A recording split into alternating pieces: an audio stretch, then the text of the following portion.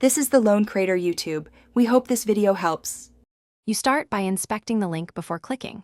Hover or long press to reveal the full destination and read it slowly. This exposes subdomain tricks or punny code. Compare the domain to the expected sender so you don't accept similar-looking substitutions. Once done, note any unusual ports, extra hyphens, or odd characters. These are red flags. Make sure to confirm the link fits the context of the message. If it feels out of place, treat it as suspicious and pause. You now analyze the link with external tools. Copy the URL and paste it into a trusted link scanner or a sandboxed environment. This shows known malware or phishing reports.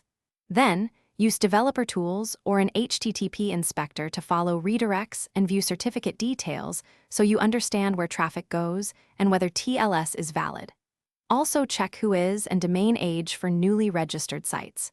Once you gather these signals, weigh them together to decide if visiting is safe.